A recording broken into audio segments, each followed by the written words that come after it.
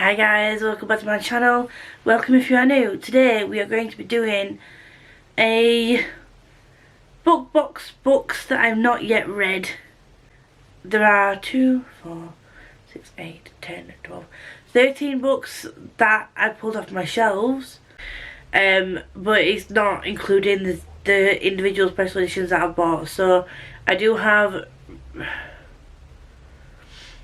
Rare and Redemptor. I think they were just individual special editions that I bought.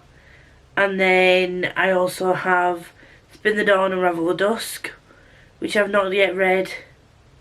And they were also just individual special edition purchases. I also have a Becky Chambers book. Oh my god, my eye.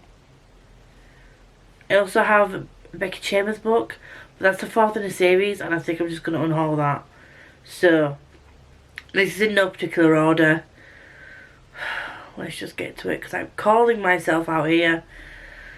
Will I get around to these in 2022? I don't know. But let's just get into it. First up is Beasts of Prey. This is a recent book, so I'm not too hard on myself that I've not got around to this yet. This was the second book in the... I can't remember what box it was, but this was from a Fairy Loot box. And the additional customisations on this one, even though it was the second book, it has been customised and it's a different colour for to the original. Next up we have After Love by Amanda Byron. This was another Fairy Loot box additional book with sprayed edges. I think the front cover is the same as the original. Again, if it's different I will overlay it. And this was again a recent one, so once again, I'm not too hard on myself that this has not been read yet. But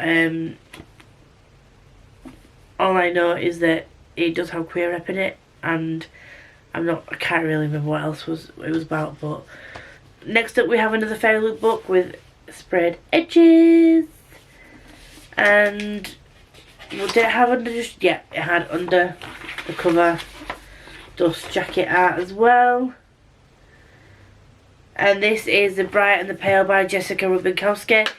I'm really annoyed that, for one, Fairy Loot, the second book in this series, Fairy Loot gave us very short notice on when it would be available. And it literally sold out within like a day. I think it sold out in like pre-sale, subscriber only things. But that was like 2 or 3 days before I got paid. So I'm annoyed that I missed out on the second one of these. I'm hoping that Waterstones will do another hardcover version of this book. But yeah, it's also signed. So this follows a girl who survives a big thing called the freeze. And I think she thinks her friend's dead, but it turns out it's not. That's not a spoiler, that's in the synopsis, I'm sure it is. But anyway, like I said, not going to go through all the synopses, however tempting that may be, because I will be here all day. So, also, do you like my little Christmas earrings? Amazon. I've got multiple, there we go. Is that gonna focus? There we go. I've got multiple pairs of earrings, and I think it was like £15 for like 10 pairs. It was so cool. Anyway, I'm feeling all red vibes, red wreath. Next up, Once Upon a Broken Heart by Stephanie Garber. This was October's book. So, in a way I am mad at myself that I didn't get around to this in November, because I've read the Caraval series. I really just wanted to jump into this in November, didn't get around to it. Again, sprayed edges, stunning copy of the book. I do also have the Waterstones edition on my shelves as well. But this is not necessarily a sequel, but it has the same characters in, some of the same characters as the Caraval, and there are some spoilers in here for what happens in Caraval, which is why I waited till I finished the series before I picked this up. So if you are bothered about spoilers for Caraval and you are wanting to read that, do not read this first, because this will spoil how Caraval series ends. Next up, these Valentines by Chloe Gong. I have pre-ordered these valentines, which fingers crossed Fairloot are going to ship out in December. It said dispatch was November, December. I've not had any confirmation of delays. As much as I do love Fairloot sometimes,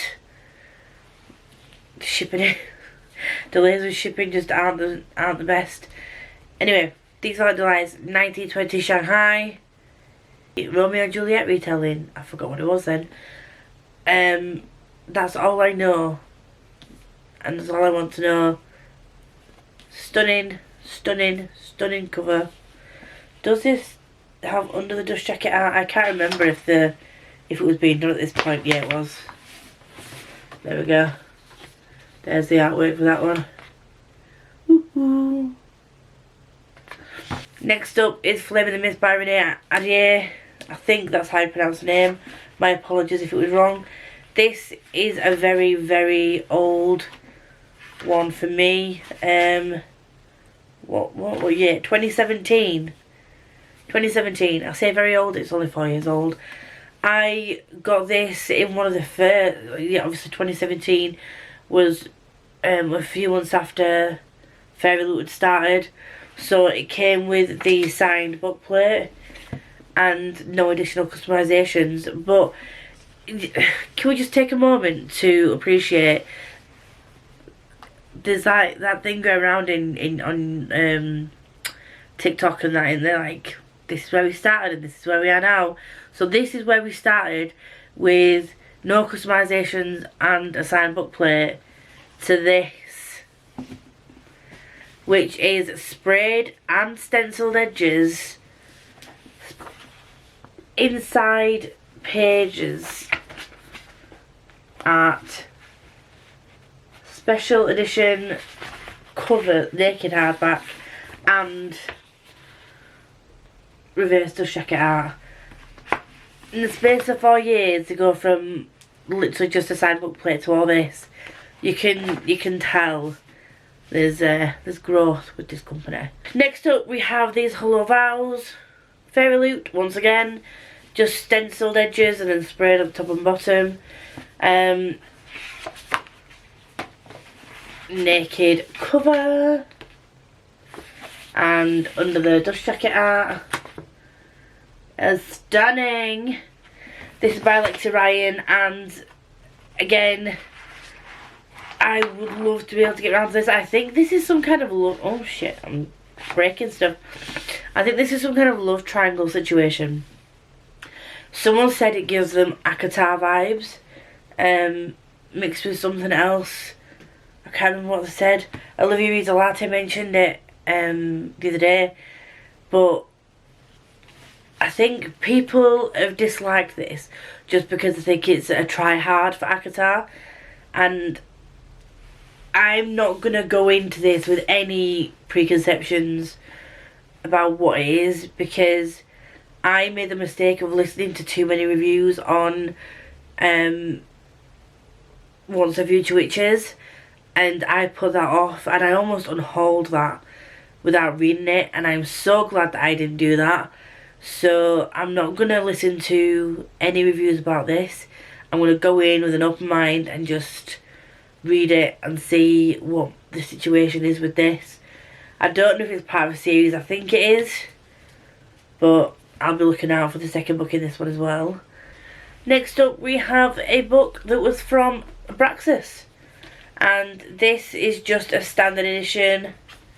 This is The Wild Ones by Nafisa Azad. This is just a very bright pink. Is not normally my colour, but I absolutely love this. And then the naked cover is bright pink. I think it was September's book, I can't remember. What month are we in? What is my life? I don't know. It was a book anyway. No, we're October, it might have been September's book. But again, I will get around to reading it at some point. When that will be, I know not. Next up, we have Witches Steeped in Gold. This is vastly different from the original cover, which again, overlay briefly. And this is obviously a smaller hardback, and I would have been mad at this. However, all 3 edges are stenciled. They have totally changed the dust jacket cover. There is under the dust jacket artwork, and the dust jacket matches the naked hardcover of the book. Next up, this Golden Flame by Emily Victoria, not stenciled, sprayed edges. This was another Fairy Loot one with under the dust jacket artwork, which was stunning. I think I missed that when I did the unboxing. I can't remember seeing that before, but I do remember seeing this, which is stunning, naked hardcover. So this is not a book that I've heard of before it came in Fairy Loot, and to be honest, I've not heard many people read this, so I'm not sure if that's just a case of people the same as me and they've just not got around to reading it, or if I should be worried that people have not really read that. But anyway, another older. So this is Raw by Cora Carmack. This was one of the original Fairy Loot books way back when they started, back in 2016, 2017. And I have tried to read this once before and I failed at life. I don't know why I can't seem to I want to try and pick this up. I've not heard anything about this book. Again, it doesn't really bode well, but then again, when I stopped getting Fairy Loot for a short period after this came out, so I don't know if there was any hype around this when it did come out, because I wasn't really part of the community back then, so we'll see. I will try and get around to that in 2017. Let's go back in time. 2022, because genuinely, if I don't get to that next year, I will unhaul it, because then it'll be for like 5 years since I got it and I've still not read it. So yeah. Oh my god, I just nearly dropped another book. So another one that's an old Fairy Loot one with just a side book plate inside. And yes, I know, Becca, I put that on the wrong way. Don't kill me. It's a short one and it's called Empress of a Thousand Skies by Rhoda Belleza, or Belleza. I'm really sorry if I pronounced that wrong. It just says, Crown Princess Tan, better known as Ree, is a sole survivor of an ancient bloodline. She is seen as something delicate, a thing to be preserved and protected until she comes of age to rule as an empress. But Ree has other plans. So I'm guessing it's going to be a chosen one trope kind of situation. And also, I've not heard anything about this book, or if it's part of a series. And I've just realised what an absolute pleb. I've literally just realised there's a person in the moon, or in this planet here, this thing. That's a person. I've seen this cover so many times over the last 4 years, and not once have I looked at it closely enough to see that there's a person in there. Does that say something about me? Probably. Don't at me. So, this one is the last one in the stack of books, and it's the Immortal game by Talia Rothschild and AC Harvey. This was another one that was in a Abraxas box, and again, there's no special edition. It's got blue under the cover, that's about it. But it's not a special edition. Abraxas had a brand new box this year, so no customisations. However, the premise of this, when I read the synopses, it sounded interesting, so I decided to keep it. It is a wintry looking book. I probably won't get to it this month because I'm trying to read more Christmassy books, but this looks like the kind of book that I could save for Polathon, or just have it as a wintry read, like in January or February time. We're gonna go with that. We'll try. We'll see what happens. But yeah, they are all the boxes. They are all the book box books that I have got that I haven't read yet.